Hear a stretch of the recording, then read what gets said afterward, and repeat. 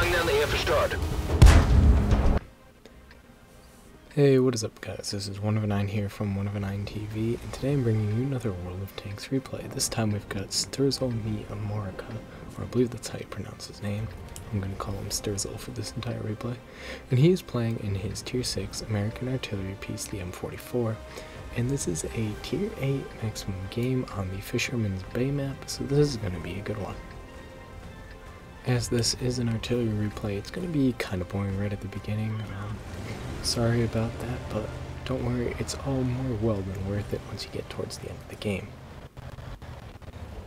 Right at the beginning of this game, Sturzel's playing it like you would in any artillery piece, heading backwards, finding some good cover to shoot from, and attempting to wait for people to get some spots off, and he's going to take shots at those targets. It's not going to take too long before the team spots its first target to shoot at. So we're basically at the point of playing the patient waiting game that you have to play in just about any artillery until his team manages to spot some targets for him to shoot at. You can see he's looking around for the typical spots that you would see enemy tank destroyers, for example, or like medium tanks, like this Panther. He's a Tier 7 German medium tank. He takes a shot at him and does a little bit of damage, stuns him, and tracks him. The one problem of the M44 is that it has a relatively small caliber gun for Tier 6. It's a 155mm howitzer, so it doesn't really do a lot of stunning damage and do a lot of alpha damage when it hits. And that shot he got unlucky there, it just missed the Stritzfang M42-57 that was hiding in the cover there. Maybe did a little bit of damage, maybe stunned him, but we won't really know until we look at the end of the post-battle results. He's attempting to go for him again, and there he goes, he fires, and only manages to stun him, so it's okay, it's not the best result for him. And now he's like, ooh, there's a Type 64 on low health that I can attempt to take out. Now he lines up the shot, and of course, right as he's just about to reload, he goes unspotted. Now he spots this VK-3001P and P-43 Biz hiding behind this bunker, and he takes a shot at him, but because of the relatively low caliber gun that this tank has, it doesn't do a lot of damage, even to the side of a VK-3001P, which is only like 60mm thick.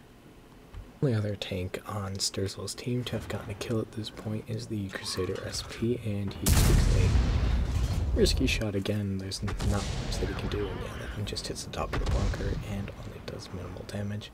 Now that VK's on such low health, it would be such a nice thing if you could finish him off. And he's reloading, he's looking for it, and he knows that's the only place he has a chance of dealing any damage to them too. And he fires and leaves them on 5 hit points. And he tries to go after the P-43 Biz as soon as he's reloaded, because they're both still like relatively good targets, but again, they're in pretty good cover, so it's not going to be too easy to damage them. While Sturzel and the Crusader SP have been attempting to kill this VK-31P and P-43 Biz, his team's kind of been melting around him. It has gone down to a 4-1 in favor of the enemy team, and believe me, it's going to go, there it goes again, 5-1, it's going to keep getting worse. So now he's looking for other targets because those tanks are no longer spotted. The Crusader SP takes a hopeful shot. He looks to see if he can hit the Tiger II. Seems that he can't hit the Tiger II. I was looking for the VK, and he's like, okay, I think if I get a good shot, and there he goes, that's his first kill of the game. Now the only two tanks on his team to have gotten kills are him and the Crusader SP. Now what is this P-43 Biz doing? What else did he expect to happen other than he was going to get shut down by the tank destroyers camping in that back of the map? Now he's looking to see if he can get a shot into this Pershing. Unfortunately, the Pershing decides to stop right before he heads out around the corner, and Sturzel is unable to get a shot into him. He waits a little bit to see if this Pershing is going to come out around the corner, but he hasn't been spotted, so he decides he's going to go look for other targets. Now he's looking for this AMX 1357, but in this time, the kill rate has gone down so much.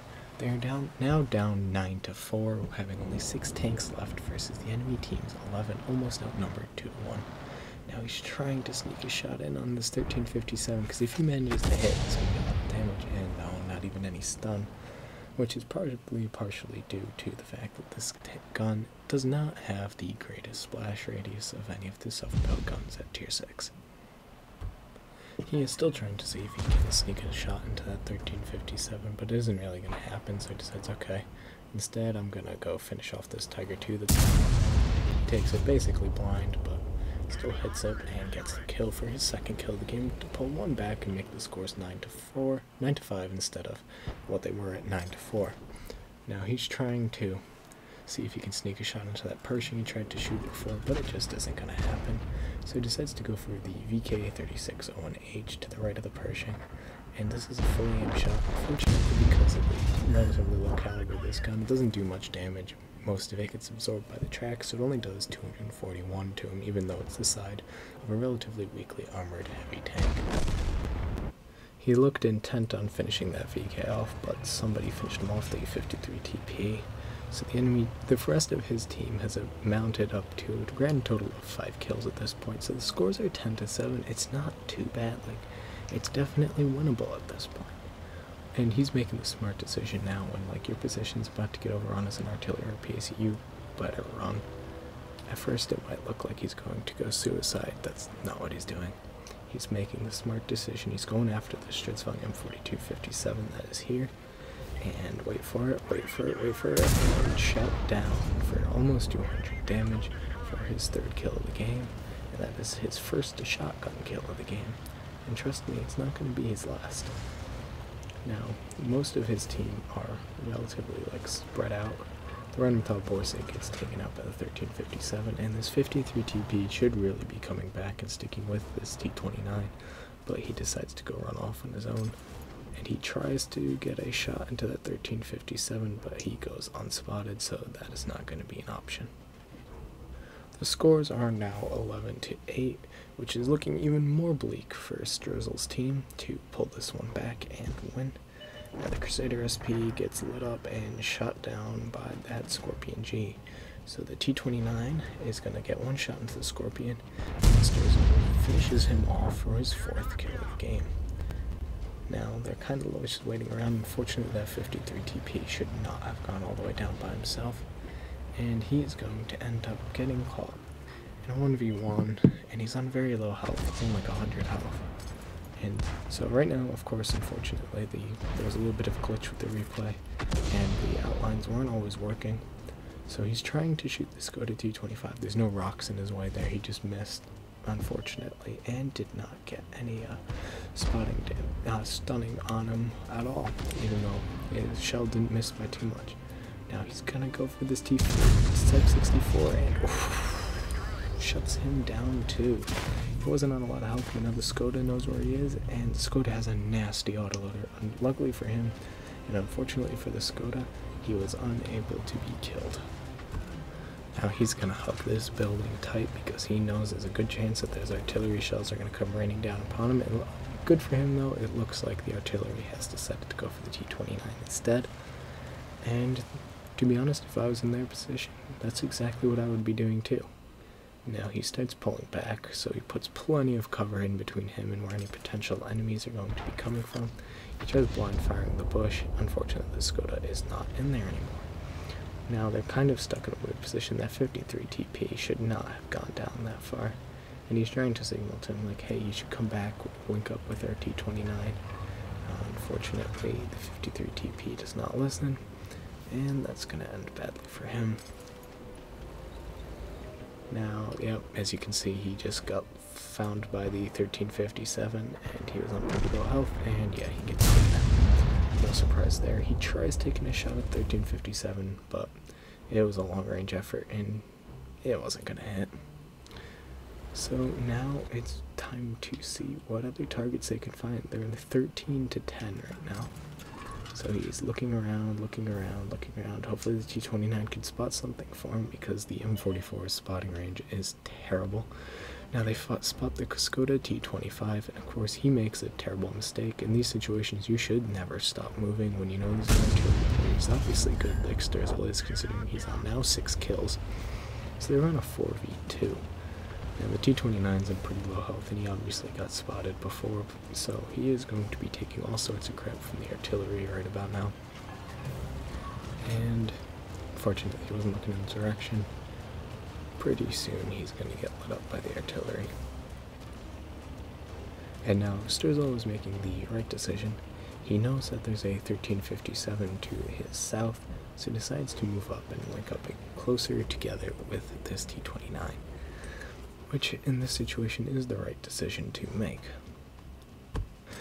Now the two of them are in a 4v2 fight, with most of the enemy team being tier 7 apart from the MX-13F3, and they're still taking pot shots at that T-29. And oh god, now the T-29 gets taken out, so now Sturzel is in a 1v4. Luckily for him, he knows where the 1357 is, and the 1357 does not pass. And there he goes, takes him out to make this a 1v3. Unfortunately, he drives into the rock, which could have ended him.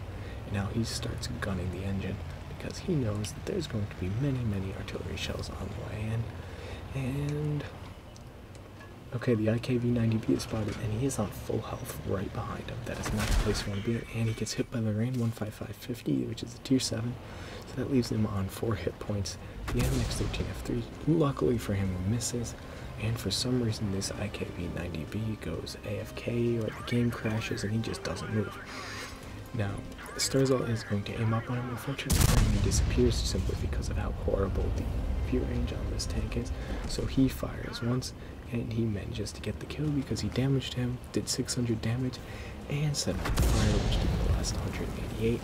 So now he's getting stunned again, so he's hiding on this building, hoping that they can't get shots in on him.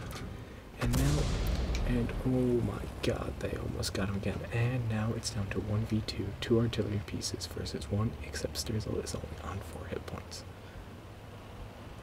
Now there isn't really much for Sturzel to do except try and head towards basically the center of the map, and those 2 faster artillery pieces need to be making the right choice and rushing towards Sturzel's cap, because if they get into the cap beforehand, he will be unable to cap out and before them, and he will have to come and find them or try and blind fire the zone, which isn't too easy considering the fact that he only will get like 2 or 3 chances at it. And if they're competent players, they're going to keep moving around, and the odds of them actually being hit are pretty low. Now here's where things get interesting. He spots the Lorraine 15550, and luckily he gets the drop on him because the Lorraine was driving away and he one-shots the Lorraine 15550, and therefore he is in a 1v1 against the MX-13F3. Unfortunately for him, the MX-13 knows exactly where he is, and is probably going to be able to get the drop on him. So now they're basically in an awkward standoff on each side of the building. Luckily for Sturzel, the MX-13 is around the corner, and he shuts him down, winning a 1v4 at the end with 10 kills. Now let's take a very quick look at the post-game stats, and as you can see, he received a plethora of medals for this game.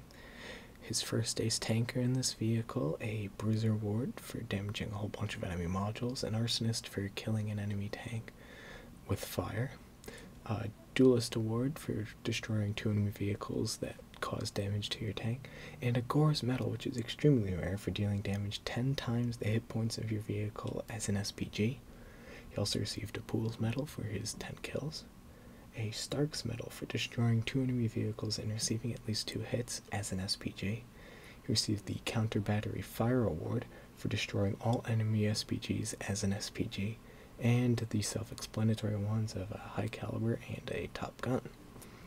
And he also received 62,889 credits, 4,103 experience, and 13 bonds for this performance. As you could probably guess, Sturzel topped the team on damage done with 2,687, on the team with kills of 10, and with base experience about 1,641, more than 600 more than anybody else on his team. During that battle, Sturzel fired 23 shots, 9 of which hit and 4 of pen, 15 were splash damage, which is pretty normal for artillery. He did 2,687 damage, only 929 of it was from more than 300 meters, so that shows how much close range damage he had to do. He received 2 hits, 2 pens, and 2 as a result of splash damage. He spotted 2 enemy vehicles, he damaged 13 out of the 15 and destroyed 10 of them.